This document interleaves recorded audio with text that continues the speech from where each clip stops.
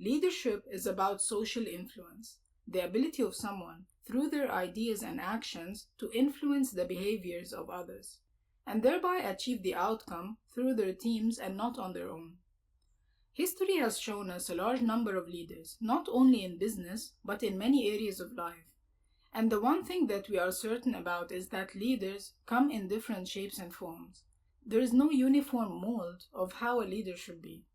We've seen the teachers. Those are people who were inspired by creating and delivering value to others. We've seen the heroes. Those are the ones who stood up for a cause or spent their life working for a noble outcome. And we've seen the rulers. Those have been motivated mainly by domination and power. Ask yourself, what type of a leader would you be?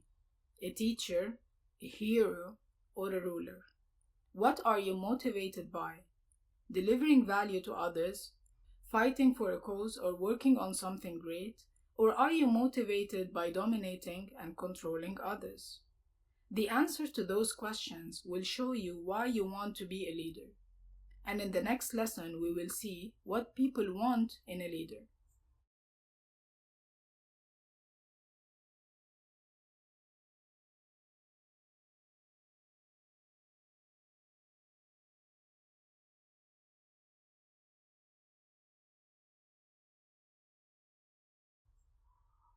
The US Chamber of Commerce has conducted a very wide study where they asked two questions. Where do people learn to lead, and what do people want in a leader? And here are the results. The number one place people cited for learning to lead was from experience. They have been placed in situations where they needed to lead, and they tried a lot of things that worked and failed at other things, and this is how over time they developed their leadership skills. The second source was examples. They looked at and studied other leaders around them and learned from them. The third most cited place to learn about leadership was books and schools. There are a lot of books about leadership and many educational programs teaching leadership as well. So all of these are valid methods to learn how to lead. Actually, mixing all of those sources would be valuable because leadership is more of an art than science. The answers for the second question, which was what do people want in a leader, included several qualities people wanted to see in a person. And at the top was integrity. People want the leader who will be honest to them and tell them the truth. After that came job knowledge. People want to feel that their leader knows what they are doing. And there is another aspect to that, and that is the role of the leader as a teacher. People look up to their leaders and want to learn from them, so they expect them to have the job knowledge. The third most cited quality was people building skills. In other words, the ability of someone to assemble and develop a great team.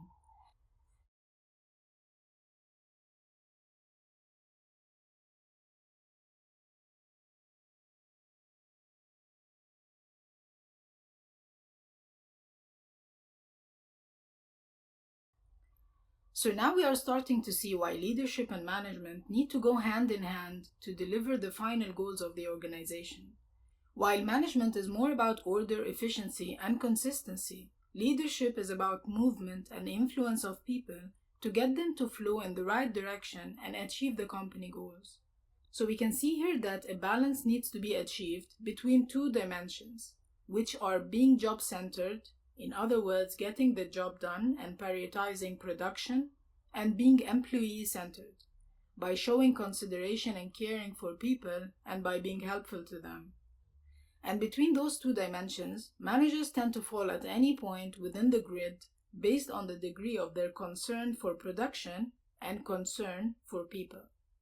There would be too many possibilities for management styles, but the most common ones are the impoverished manager. This is someone who has the least concern for production and also the least concern for people, probably someone who is not engaged in their job at all. Then comes the sweatshop manager.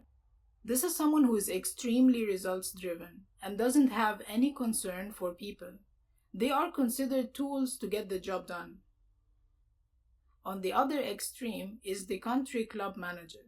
This is someone who has high concern for people, but very low concern for getting the job done. In many cases, behind that is a person who is not capable of managing others and just wants to avoid conflicts and be agreeable with everyone. In the middle of the grid comes the status quo manager. This person tries to find a balance between the needs of people and the needs of the business. You might say, this must be the best type, right? Like the perfect balance. But wait until you see this one, the fully functioning manager. This one has an immense concern for production and getting things done perfectly, and at the same time, he is someone who cares about people deeply. And this is the type of balance that is really hard to achieve. And that's why it's the best position to be in if you are able to achieve it. This grid was developed in 1964 by Robert Blake and Jane Mouton.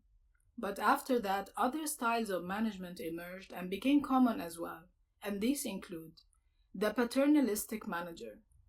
This is someone who tries somehow to combine between the sweatshop manager and the country club manager by driving for full performance and in return giving very high rewards such as bonuses and incentives to their team. In return for that, he wants to gain their loyalty and compliance. The other type is the opportunistic manager. This one doesn't have a fixed style but rather moves between different styles depending on what will get him what he wants, based on his own interests rather than leaning more towards production or people. Now think about your own style. What type of a manager are you? And then look at the different managers around you, like your line manager, the company executives, and your own peers. What is the type of each of those managers, based on the degree for concern for production and the degree of their concern for people? Then give them a score from 1 to 10 for each dimension. And then to calculate the final score, simply multiply both scores. For example, someone who has 9 for concern for people and 9 for concern for production would have a score of 81. The best possible score would be 100, and that would be the ideal leader, someone who has the highest concern for results as well as the highest concern for people.